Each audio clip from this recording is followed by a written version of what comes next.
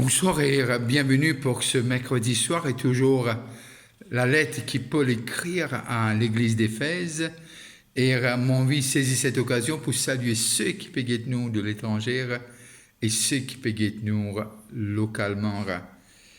Qui s'en a-t-il pour dire nous déjà en décembre et les jours nous passent tellement vite et nous voilà toujours avec le chapitre 4 et moi sûr et certain qu'il nous capable d'être aujourd'hui toujours nous reste sur ce dernier verset de ce que Paul peut dire à l'église d'Éphèse et le chapitre 4 et le verset 31 et 32. Que toute amertume, toute animosité, toute colère, toute clameur, toute calomnie et toute espèce. Comment dire ce qu'il dit avant la passé? Alors il dit toute espèce. Qui veut dire, il dit quelque chose qui peut-être pour venir après, peut-être dans le 21e siècle, et il dit que toute espèce de méchanceté disparaissent du milieu de vous. Que toutes ces choses disparaissent. Soyez bons les uns envers les autres, compatissants, vous pardonnant réciproquement comme Dieu vous a pardonné en Christ. Et là, les causes avec le peuple d'Éphèse, les choses qui besoin disparaître, et aussi les dire d'être bons les uns envers les autres, compatissants, et surtout pardonner réciproquement, comme Dieu nous a pardonné en Christ Jésus.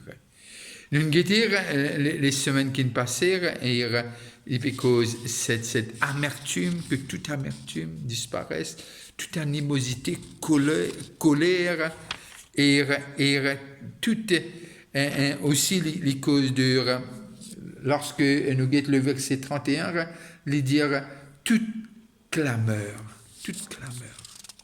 Et là, nous arrivons à comprendre ce que toute clameur, cet état de violence incontrôlable.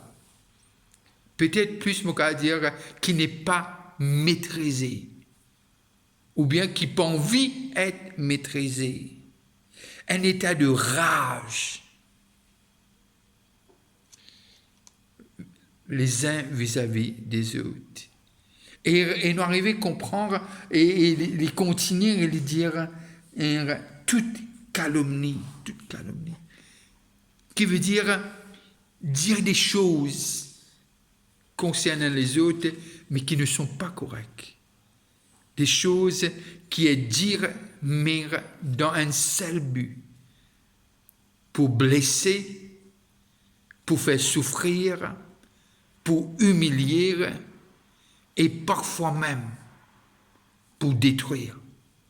Très souvent de fois, dans cet état de calomnie, nous dire des choses qui laissent des traces. Mon côté de mes enfants qui disent moi, ce que les parents disent de méchants. Quand je tire, ok, aujourd'hui adulte, mais qui s'est passé dans notre enfance. Comme si cette cicatrice qui est difficile. Et nous trouver ces islams, bon Dieu, capables, restons cela. Et là, très souvent de fois, ces façons causer et juste pour abaisser, et être fait d'une façon choisir, comme si dirait, une bien visée, et puis connaître comment pour faire lire avec la bouche, avec la langue, et comment. Et si nous guettons bien cet état-là, nous pouvons blasphémer bon Dieu. Quand nous causons quelque chose de méchant contre les enfants de Dieu, nos frères, nos sœurs, nous pouvons abaisser l'image de Dieu. Parce que chaque homme, chaque femme, c'est l'image de Dieu. Et dans cette optique-là, qui nous est capable de dire, nous peut blasphémer Dieu, lorsque nous peut calomnier, nous peut causer du mal les uns des autres, Et là, on arrive à comprendre de ce que il terminé le verset 31, il dit toute espèce de méchanceté disparaisse. Et là, lorsque nous lisons dans Galates, et 5.22 qui me pensé beaucoup parmi nous connaissent, et voilà qu'il est dire, qui nous trouver, il peut dire que toute amertume, toute animosité, toute colère, toute clameur, toute calomnie et toute espèce de méchanceté disparaissent, mais remplacées par quoi? Remplacées par Galates 5.22. Mais les fruits de l'esprit, c'est l'amour, la joie, la paix, la patience, la bonté, la bénédiction, la fidélité, la douceur, la tempérance. Et lorsque nous lisons maintenant lorsque nous guettons Corinthiens, nous arrivons à comprendre lorsque Paul est causé dans le chapitre 13 et il dit quelque chose. La charité, verset 4, la charité est patiente. Elle est pleine de bonté. La charité n'est pas envieuse. La charité ne se vante point, elle ne s'enfle point d'orgueil. Elle ne fait rien de malhonnête. Elle ne cherche point son intérêt. Elle ne s'irrite point. Elle ne soupçonne point le mal. Elle ne se réjouit point de l'injustice, mais elle se réjouit de la vérité. Elle excuse tout. Elle croit tout. Elle espère tout. Elle supporte tout. La charité ne périt jamais. Les prophéties prendront fin. Les langues cesseront. La connaissance disparaîtra. Et là, il est intéressant pour guetter ce même Paul qui lui dit. Et là, on arrive à comprendre ce qu'il lui dire, qui ces choses disparaissent et qui nous capables contenir les uns et les autres. Et lorsque nous lisons nous lisons maintenant le verset 32 d'Éphésiens 4, soyez bons. Et l'indienne comme ça qui vient disparaître, maintenant il dit soyez bons les uns envers les autres, compatissants, vous pardonnant réciproquement, comme Dieu vous a pardonné. Regardez un petit coup ensemble Matthieu, le chapitre 12, Matthieu 12 et le verset 44 à 45. Matthieu 12, 44 et 45. Et intéressant, c'est les choses qui passèrent dans ce chapitre. Et voilà qu'il est dit. Lorsque l'esprit impur, je prends à partir du verset 43, lorsque l'esprit impur est sorti d'un homme, il va par des lieux arides, cherchant du repos, et il n'en trouve point. Alors, il dit, je retournerai dans ma maison, d'où je suis sorti. Et quand il arrive, il la trouve vide, balayée et ornée. Il s'en va et il prendra avec lui 7 autres esprits, plus méchants que lui. Il entre dans la maison, s'y établissent, et la dernière condition de cet homme est pire que la première. Et il en sera de même pour cette génération méchante. Et là, il peut montrer nous de ce que nous pas capables reste nous pas qu'à attrister le Saint-Esprit et nous pas capables de rester vide. Moi, on est capable de dire, faire le vide. On ne va pas toujours comprendre, mais faire le vide.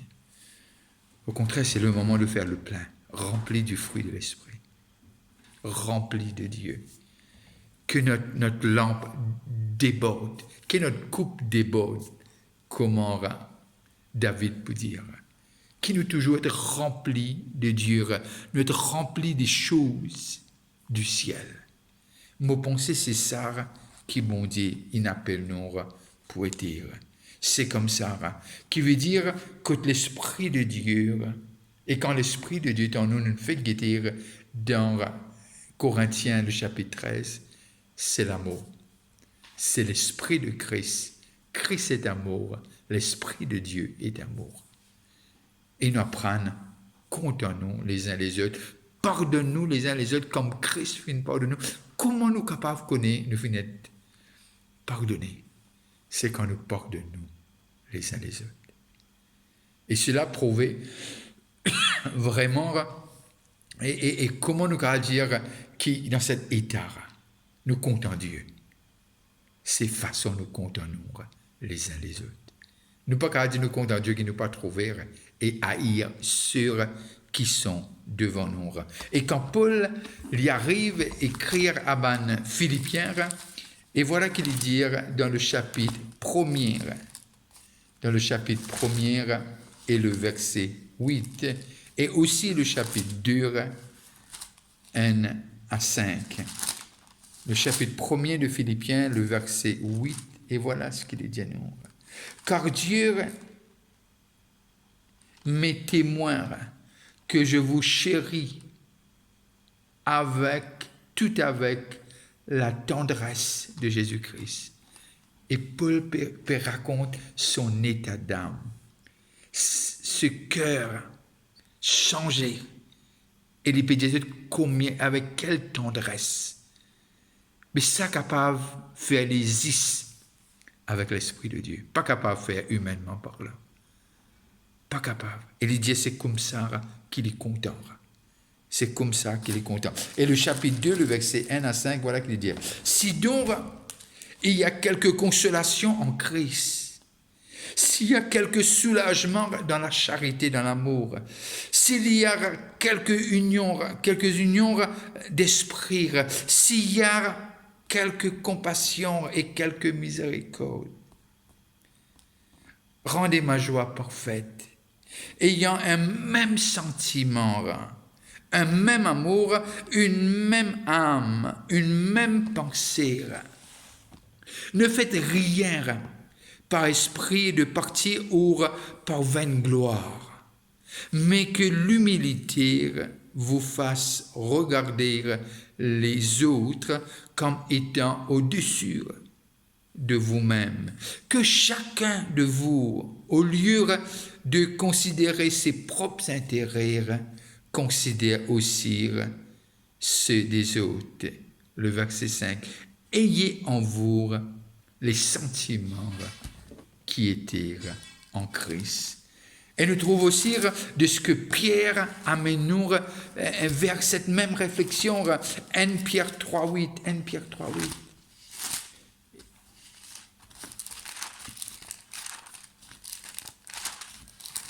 Et voilà qu'il dit à nous, 1 Pierre 3, le verset 8.